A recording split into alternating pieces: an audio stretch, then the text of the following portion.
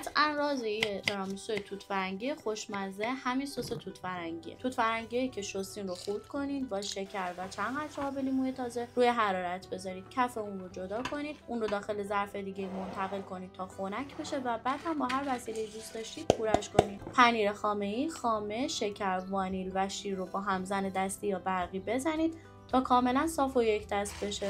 حالا سس توت فرنگیتون رو با مقداری شیر مخلوط کنید. بیسکویت های لیدی فینگر رو داخلش بزنید و کف ظرفتون بچینید. مواد پنیری رو بهش اضافه کنید و بعد هم اون سس توت فرنگی خوشمزه‌تون رو فراوون روش بریزید. لایه بعدی رو مجدد به همین شکل تکرار کنید.